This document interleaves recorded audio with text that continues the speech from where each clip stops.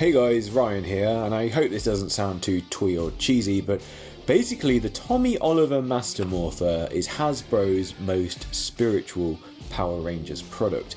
The very company that did the colour sampling Chroma Fury Saber, the Pink Ranger from My Little Pony, and the Nerf Gun Morpher hit a really interesting, poignant tone here.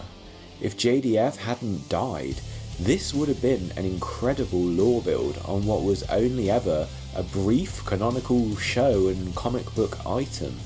We never saw the Turbo coin in live action, for example, but it's because he did die that transcends this into its own very special category, and because of working with him directly on it in voice clips, I believe it's their most personal product of the whole Power Rangers line they worked on. Now, I dramatically overpaid for this Morpher, and yet it gave me an experience unlike anything else that I've had with a Power Rangers product. It felt like a private experience with Jason David Frank pretending to be Tommy. It feels like what he would probably say to you at a convention if you'd ever asked him to pretend to be Tommy in one of his various guises. Ooh, Tiger style! Now, I just need Saba and the gang's back together. Dr. O, coming in. Tommy Oliver, PhD. Let's talk about buying it, because as it was, it released right at the end of the Lightning Collection in autumn 2023. It sold out on the UK version of Pulse in minutes. I was literally headed to checkout and couldn't complete it. Meanwhile, Hasbro Pulse EU had it in stock for weeks, but wouldn't cross shipping territories. So frustrating. I've had it on pre-order at the whole shebang since November the 18th, 2023. It was due to come out in summer 2024, it then got pushed back, and we'll see if it ever arrives. So I was left with eBay watching, and this thing goes for silly money, especially new. I was able to win an auction for a used one, and while I paid nearly 4 times the going rate for it, needs must. And we have an illustrated Jason David Frank on the box, which is so good of them to do. One, because they can't use any one Ranger to represent something this unconventional, and two, in recognition of JDF being such a force of the franchise. The packaging quietly honours him, the actor, above any of the Ranger costumes he wore. The Morpher itself, so if you've watched JDF's final live action appearance, Dimensions in Danger, an episode that JDF himself called Green Ranger Approved, you'll know that this was a kit bash prop made from a legacy Morpher, potentially the 24 karat gold green and white Ranger Morpher from the conventions, with custom detailing and a new backplate lens. We got that iconic line that if you don't have a Master Morpher, you're nothing but a cheap copy, spoken to his actual robotic clone in the episode. The idea of the Morpher is it's an advanced version of the original Power Morpher, which also exists in the Lightning Collection, though confusingly not the Tommy Oliver version. It seems more outrageous and perplexing that Hasbro never did a gold Tommy Morpher, though going off the leaked JDF recording, he advised them not to, and do the Master Morpher instead. They absolutely could have done both, but as they were down to the wire on this line, and this is basically one of the last things to come out of it, I'm glad this is the one they went with. We'd been waiting 5 years by the time we got our first one of these, when it was so obviously something Bandai could have put out based on the original Legacy Morpher design, had they not lost the Master Toy license. It becomes a very nice display piece. The stand comes in a new colour with an additional coin space and a new hidden compartment that can be used for power coin storage. The gold chrome plates are the most iconic aesthetic difference here. The circuitry pattern ring reminds me of the textless movie Morpher 2. The lore is this Morpher contains a crystal frequency transducer, Crystal powered Morpher, that allows Tommy to quickly cycle between all of his powers, which are contained within the Morpher itself as power coins, even the powers that never started off as power coins. And onto the coins themselves, you can now complete the initial 7 Mighty Morphin coins, and you get your first of these 6 Ninja coins. They don't match very well between the 2 releases, but that's par for the course in power coin history. Don't get me wrong, the weird sandy coin colours and stick out tabs still annoy the bejesus out of me, but that they managed to make the stand better, more functional, and with the hidden compartment was a really nice touch, and that you basically end up with this shrine to all of JDF's power forms is such a cool idea and display visual. Just seeing Tommy's powers collected as a set of power coins, his legacy of power is so impressive. For one Ranger to have the equivalent of a whole team's worth of Power Ranger forms is, and always has been, ridiculous. But we love it. It's one of the aspects of this franchise that we, as fans, have always been on board with. Do I wish Tommy could have somehow stuck around until In Space to end the Zordon era himself? Absolutely. But the fact that he came back for Forever Red, and then as a new Team Ranger again in Dino Thunder, was one of those outrageous surprises that only the show could accomplish. Because Power Rangers always seemed to elevate itself beyond being just a carbon copy of Japanese source footage whenever it responded to the wishes of its audience. The franchise that could have formulaically continued its usual format of mirroring Japan added another level onto its repertoire by creating these aspects of ongoing lore, these returning Rangers. To display it more screen accurately, you could put the Falcon coin in the storage compartment. You still have White Ranger represented that way. Something that's always annoyed me about the Hasbro Morpher design is that they made the ring skinnier so there could be enough of a gap for the power coin tabs to be inserted with the plate closed. This has the adverse effect of showing a bit of the surrounding lens backplate. It ends up looking untidy and not as acutely realised as the Bandai Legacy versions. I'm not going to dwell on it too much because the addition of the JDF dialogue gives this a totally different advantage. 1993, it's morphin' time! But if you want screen accuracy, Hasbro's Morpher mode doesn't quite nail it. Sometimes the original is the best. Onto the sounds. When I first saw this thing, I thought some of the phrases were dumb and cobbled together and rushed, but actually, spending time with it, it's kind of fun. It made me laugh a few times. I could totally imagine JDF spitballing in the booth, just having fun, and even if it was scripted, perhaps using ChatGPT, like write me a script based on Jason David Frank's Ranger characters, it's still quite a novel thing to possess. For the most part, the phrases are fine, but Dino Thunder just seems the most unhinged to me. Alright, Cheeseball, let's go Knuckleheads. Alright, Cheeseball, Dino Thunder, Black Ranger. Alright, Knuckleheads, power up! Very unusual turn of phrase there, JDF. They could have just given us a morphing call for each coin and been done with it, just one sound per coin. It's morphin' time! Dragon Sword power now! White Ranger, Tiger power! Ninja Ranger power! White Ranger, Falcon Sword! Power up! Zeo Ranger 5, red!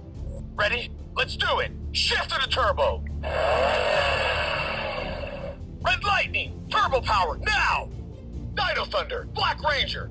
Black Heel power now! But they seem to have thrown everything but the kitchen sink into this sound chip, and it's amazing because it feels like a piece of JDF is in there. You're in for a surprise!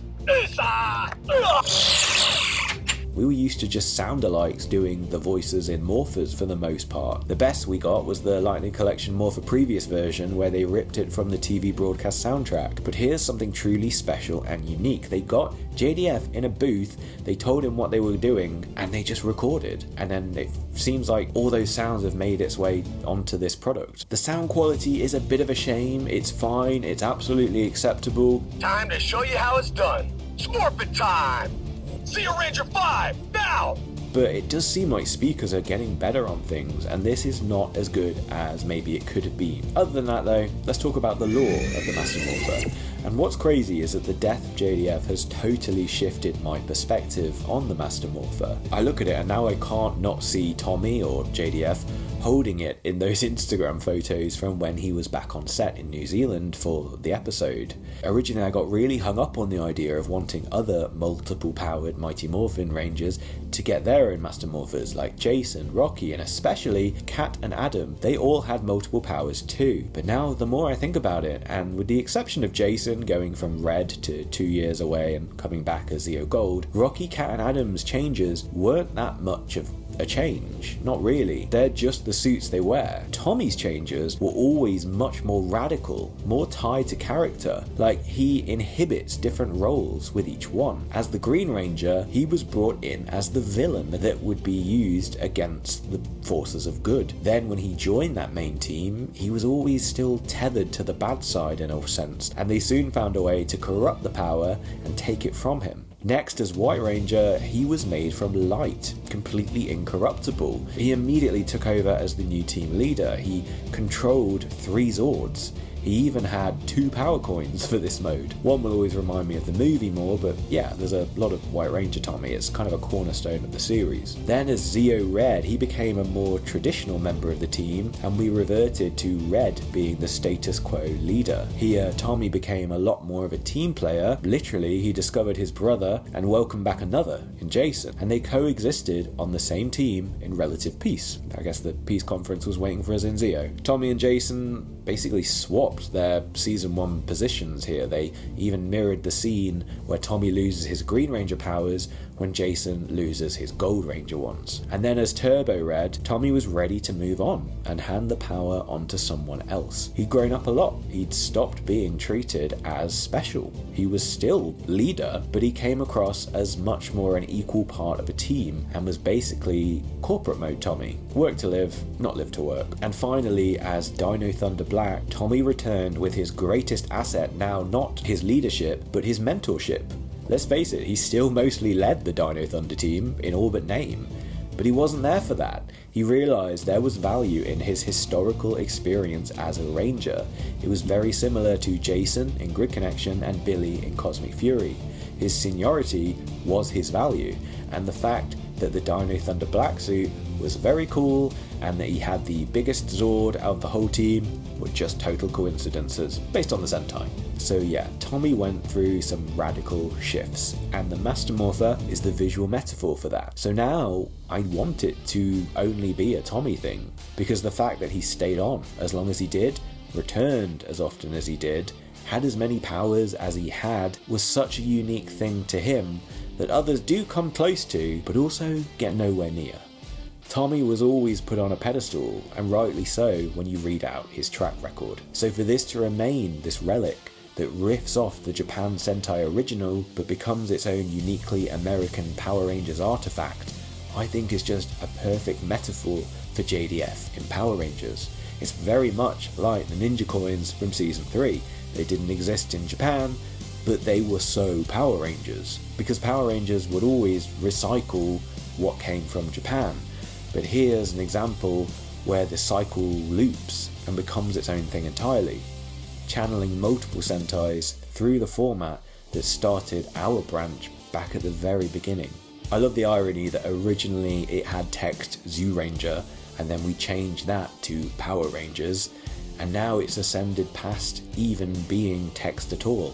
It's become its own symbolic thing, literally. It's interesting that the Morpher provided the storyline for Tommy's final battle in the future in the Soul of the Dragon comic.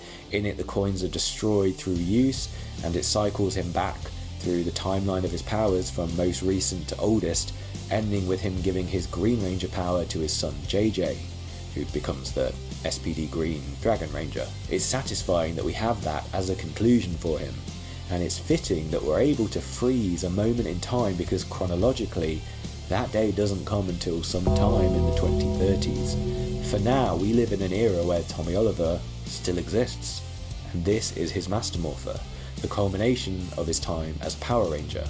It's a confusing product that you have such an emotive response to, because no single product manages to be this fusion of the past, present and future of Power Rangers more so than this. Hasbro, JDF was right. You could have made $1 million off these. What do you guys think then of the Master Morpher? Let me know your thoughts in the comments. Use the like button. Make sure you're subscribed for the next time. And until then, see you soon. First of all, never call me dude. It's Oliver. Tommy Oliver, PhD. Can't slow down the Turbo Red Ranger. It's time for the original to show you how it's done. Ancient powers of the ninjas gonna take you down. It's a tiger style. Don't worry, this is a good kind of green.